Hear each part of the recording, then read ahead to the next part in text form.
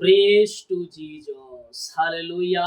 प्रभु आप सबको आशीष दे। मैं पास्टर इमानुएल एक बार फिर से स्वागत करता हूँ इस आशीषों भरा वीडियो में। तो इस वीडियो में हम देखेंगे प्रार्थना का उत्तर किस प्रकार से मिलेगा। बहुत से लोग प्रार्थना करते तो हैं लेकिन प्रार्थना का उत्तर उन्हें नहीं मिलता।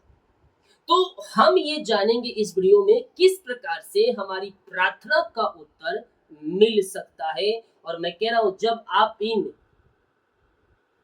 शब्दों को अपने जीवन में लागू करेंगे, इन बातों को अपने जीवन में लागू करेंगे, तो मैं कह रहा हूं 100% आपकी प्रार्थना का उत्तर मिलेगा। तो मरकुस 11 अध्याय के उसके 22 वचन कहता है, यीशु ने उत्तर दिया कि परमेश्वर पर विश्वास करो। क्या करो? परमेश्वर पर तुम विश्वास करो। तो प्रार्थना का उत्तर मिलने का जो पहली कड़ी है, जो पहला रास्ता है, वो यीशु मसीह के ऊपर विश्वास करना है। कि जब हम प्रभु यीशु मसीह पर विश्वास करेंगे और हम प्रार्थना जो मांग रहे हैं प्रभु यीशु से, प्रार्थना में विश्वास करें कि वो हमारी प्रार्थना का उत्तर मिल गया। हालेलुया। तो जो पहली रास्ता है आशीष पाने का, वो विश्वास है।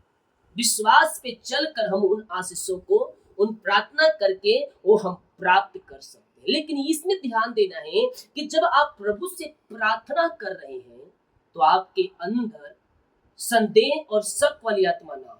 क्योंकि जब आप संदेह और शक वाली आत्मा को अपने जीवन में आमंत्रित करेंगे तो जो आपका विश्वास है, उस विश्वास से आप नीचे हो जाएंगे और शैतान अपना कार्य कर देगा, अपना बीज को बो देगा। इसीलिए जब भी आप प्रार्थना करें, सारे संदेह और शक वाली आत्माओं को भगा दें और विश्वास में जो कुछ आप मांगा, विश्वास कर लो तो तुम्हारे लिए होगा। तो प्रार्थना का उत्तर प्राप्त करने के लिए जो पहली कड़ी है वो विश्वास यीशु मसीह के ऊपर जो सच्चा होना चाहिए।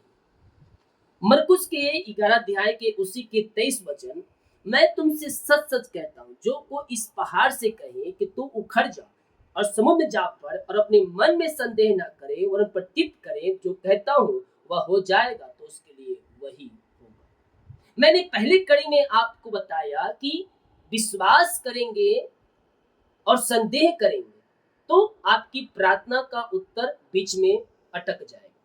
क्योंकि आपने एक तरफ विश्वास किया, दूसरी ओर संदेह किया, तो आपकी प्रार्थना प्रभु तक पहुंच ही नहीं पाई। पहुंचने से पहले शैतान उसको चुरा ले गया। तो इस वचन में यह साबित करता है कि मैं तुमसे सच कहता हूं, जो कोई इस पहाड़ से कहेगा उखड़ जा और समुद्र में जा पड़, तो अपने मन में संदेह ना करे और प्रतीत करे कि जो कहता हूं वह हो जाएगा, तो उसके लिए वही होगा। अब दूसरी बात यहां देखना है ध्यान से कि परमेश्वर कहता है कि अपने परमेश्वर की परीक्षा भी हमें नहीं करना है। कि बाइबल कहती है इस पहाड़ से कहेंगे खसक जा, और हम जाकर विश्वास के साथ हम उस प्रार्थना करते हैं कि पहाड़ खसक कर वहां लग जा। तो हमें परमेश्वर की परीक्षा भी नहीं करनी है।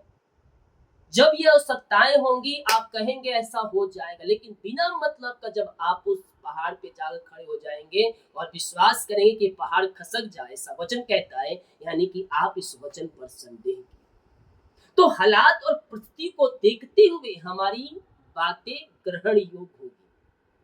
तो जब आप इन परेशानी मुसीबतों में फंसे कि जब भी आपको आवश्यकता हो वचन क्लेम करने का, तो विश्वास के साथ कहें, वो आपके लिए हो जाएगा। और उन परिस्थितियों में आप फंसे हैं और विश्वास के साथ कह रहे हैं कि पहाड़ उखड़ के वहां हो जा, तो जैसा आपका विश्वास है वो पहाड़ वैसा ही आपके लिए हो जाएगा। लेकिन इन बातों को ध्यान रखना है कि उन हालातों में आपको फंसना भी चाहिए। लेकिन संदेह और शक जैसे ही आया, वो सारी सामर्थ, सारी प्रार्थना का प्रभाव समाप्त हो जाएगा। हालेलुया। तो हमें प्रार्थना में मजबूत बनना है, विश्वास में आगे बढ़ना है।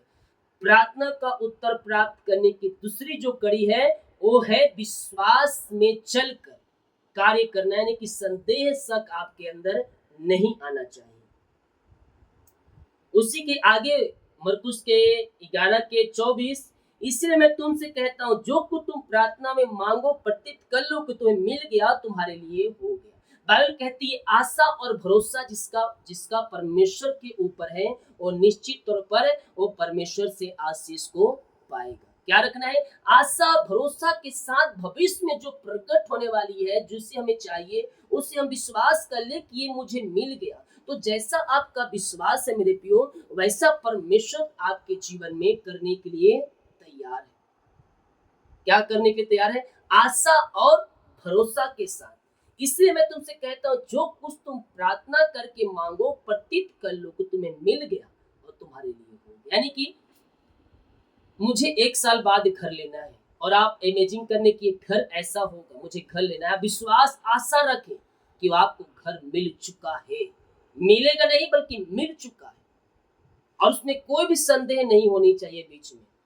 तो जो कुछ हम प्रार्थना करके मांग रहे हैं, विश्वास कर लें कि वो मुझे मिल चुका है, और सही समय आने पर वो आपको मिल जाएगा। 25, जब कभी तुम खड़े हुए प्रार्थना करते हो, या तुम्हारे मन में किसी किसी की और से कुछ विरोध हो, तो क्षमा करो, इसी के तुम्हारा स्वर्ग पिता भी तुम्हारे अपराध क्षमा किया है। ये एक सबसे बड़ा पॉइंट है हमारे मसीह जीवन में, क्षमा। यानी कि प्रार्थना का उत्तर मिलने में ये भी रुकावटें हो सकती है कि आपने दूसरों को क्षमा नहीं किया। मान लीजिए कोई व्यक्ति आपके साथ कोई गलत, मतलब आपको बुरा भला कह देता है, लड़ाई झगड़े हो जाते हैं। आज भी ऐसे परिवार है जहाँ सदियों से बातचीत नहीं हो रही है, सालों से बातचीत नहीं हो रही है, और आपने उसे क्षमा नहीं किया है, तो वो मसीह को नहीं जानता। आप मसीह को जानना है, तो आपको क्या करना है? उसे क्षमा करना है। जब भी दोबारा मिले, अब जाकर आप उससे बात करें, और अपने बात बीच से क्या जो विवाद है अपने तरफ से समाप्त कर दे। बाकी वो जो करे, बात करे या ना करे, हम जाकर पहले से, भैया कैसे हो, क्या है, ठीक हुआ, सब है, हम अपने मन से जो लड़ाई झगड़े हैं उसे खत्म करें। बाकी उससे के ओर से क्या प्रतिक्रिया मिलती है वो हमें जानने की जरूरत नहीं है। हम अपने मन में क्या करें, उसे क्षमा करें। Hallelujah, praise to Jesus. क्षमा करें। क्षमा करने वाली आत्मा आज आपके अंदर आनी चाहिए, माफ करने की आत्मा आज आपके अंदर आनी चाहिए। किसी के प्रति प्रार्थना जब भी तुम करो, और प्रार्थना करने से पहले आपको ये लगता है कि मैं इस व्यक्ति को क्षमा नहीं किया हूं, तो अपने मन से क्षमा करो। उसके बाद तुम प्रार्थना की वेदी में आकर बैठो, उसके बाद तुम प्रार्थना करो, क्योंकि तुम्हारे पिता जो स्वर्गीय में है, यीशु मसीह आपके अपराधों को क्षमा किया है, तो ही तो तुम यहाँ बैठे हो। अपने लहू के द्वारा धोकर शुद्ध और पवित्र किया है। हम किसी लायक नहीं थे, लेकिन यीशु ने हमारे अपराधों को क्षमा कर दिया, तो हम भी अपने सताने वालों को, जो हमसे बैर रखते हैं, जो हमसे घृणा करते हैं, हम भी उन्हें क्या करें? क्षमा करें। 26, तुम उसको क्षमा ना करो, तुम्हारा पिता जो स्वर्ग में है तुम्हारे अपराध क्षमा ना करेगा। हालेलुया। तो करोगे, तो जो करोगे वो पाओगे। तो प्रार्थना का उत्तर मिलने में जो ये मरकुस है ना, इसमें कुछ लिखा नहीं, इसमें केवल वचन लिखा है मैंने। मरकुस के 11 के 22 से लेकर 26 वचन तक। हालेलुया। तो ये वचन को अपने मन में जब बसाओगे ना, तो और जो कुछ तुम प्रार्थना में मांगोगे वो तुम्हें मिल जाएगा, तुम्हारे लिए हो जाएगा। हालेलुया। तो इन वचनों को अपने जीवन में लागू करें। प्रार्थना का उत्तर चाहिए तो आपको ऐसा करना पड़ेगा, तब 100% आपकी प्रार्थना का उत्तर प्रभु यीशु मसीह देंगे। आमीन। बढ़िया, अच्छा लगा होगा तो कमेंट बॉक्स में आमीन हालेलुया प्रेज द लॉर्ड लिखें, लाइक करें, शेयर करें, ताकि और भी लोग इस वीडियो के माध्यम से आशीष को पा सकें। हमारे चैनल पर नए हो, चैनल को सब्सक्राइब करें। सभी को जय मसीह की। God bless you all.